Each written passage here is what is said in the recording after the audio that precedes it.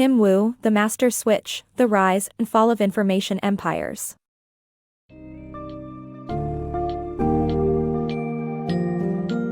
Delve into the world of information technology and its ever-recurring life cycle in Tim Wu's The Master Switch, The Rise and Fall of Information Empires. Discover how technological advancements, from the telephone to the internet itself, follow a typical pattern, one that transitions from a phase of openness to being governed by monopolies. Wu's book explores the implications of this cycle on innovation, creativity, and market competition. By diving into the histories of the telephone, radio, film, and television industries, you'll gain an understanding of how these industries have evolved within their respective cycles and analyze the current state of the internet, a gateway to yet another cycle.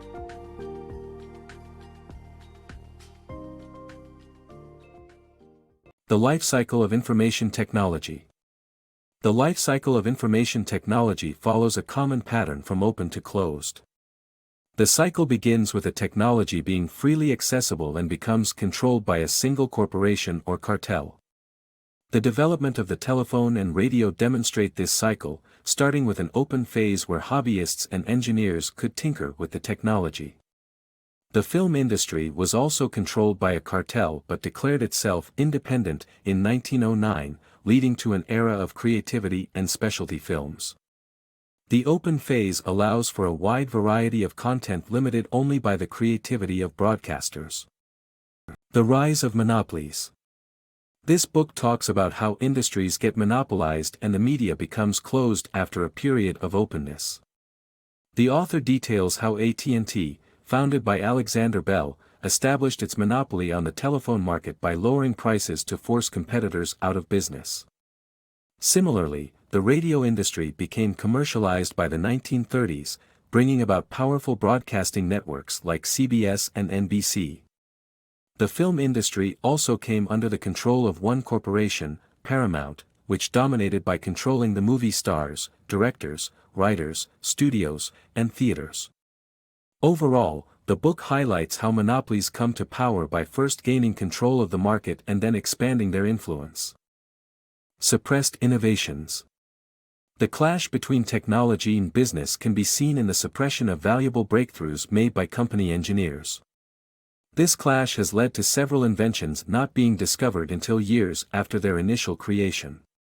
Case studies reveal how AT&T suppressed the answering machine because it could potentially hurt its business. The invention of FM radio, which could open doors to more broadcasters in the market, was fought against by radio monopolies, who criticized it as an unproven, experimental technology.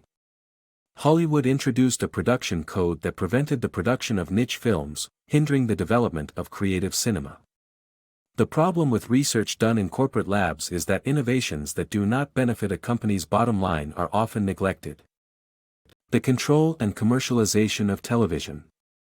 In 1926, John Logie Baird presented the first working television. However, big radio companies like CBS and NBC immediately saw the potential for profit and pushed for complete control of the industry. License requirements were set so high that small companies were kept out, and only trusted broadcasters were allowed to operate. This closed-shop approach continued until the advent of cable television in the 1980s. Hobbyists developed cable to compete with local channels run by national networks, unwittingly challenging the control of big corporations. By 2010, the majority of Americans paid for television programs through cable, satellite, or fiber optics. Innovation through competition. When monopolies are broken, innovation and creativity can flourish. This happened in the late 1960s with the breakup of AT&T's monopoly, which led to the birth of several new technologies. A similar period of experimentation occurred in the film industry when Paramount's monopoly was broken up, leading to the collapse of the production code system and the emergence of independent producers. The government's decision to break up monopolies created pools of competition within larger markets, allowing for new areas of innovation and experimentation to emerge. The cycle of consolidation. The breaking up of a monopoly doesn't necessarily bring more competition. Instead, it can lead to the birth of new closed industries dominated by a few major players. This is what happened in the telecommunication and film industries after their regulated monopolies were broken up. The Telecommunications Act of 1996 was intended to break up AT&T's monopoly, but instead, it allowed the former Baby Bells to eliminate even more competition, leading to the industry being dominated again by Ma Bell. The film industry experienced a similar process, with smaller studios merging to share risks after big failures like Heaven's Gate nearly destroyed them. This consolidation led to the creation of media conglomerates like Time Warner, Walt Disney, and 21st Century Fox that continue to dominate the industry today. The cycle of consolidation shows that openness and competition are not always guaranteed after a regulated monopoly is broken up. Monopolization of the Internet. The Internet is not immune to monopolization, as several corporations have increased their power and tried to establish closed structures within the market. Companies like Apple, Google, and Facebook have effective monopolies, and even though the Internet was initially thought to be immune, it seems to follow a similar path of development as other technologies before it. The future of the Internet industry is uncertain regarding the threat of monopolization. Breaking Internet monopolies. The history of America Online, AOL, Microsoft, Google, and Apple demonstrate how open systems can beat out closed systems used in Internet monopolies.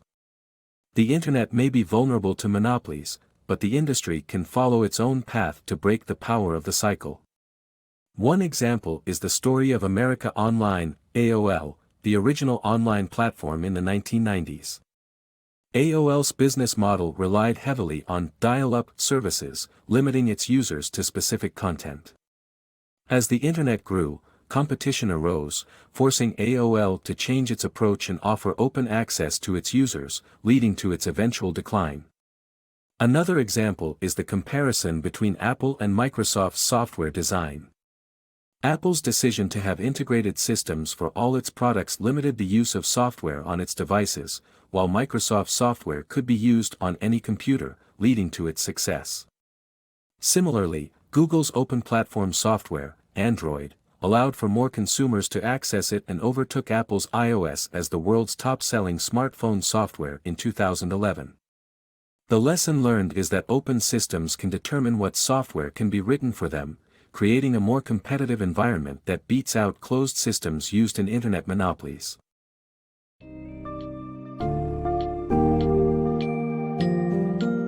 As Tim Wu's The Master Switch illustrates, the life cycle of information technology is anchored by a persistent cycle that oscillates between periods of openness and monopoly control. Pivotal examples like the telephone, radio, film, and television industries provide ample evidence of this cycle's influence on innovation, creativity, and market competition. Although the Internet is seemingly different, it's evident that corporations like Apple, Microsoft, Google, and Facebook are consolidating their power and control, hinting at a potential monopolization. It remains to be seen if the open nature of the Internet can eventually prevail, thwarting any moves toward an overarching monopoly in the decades to come.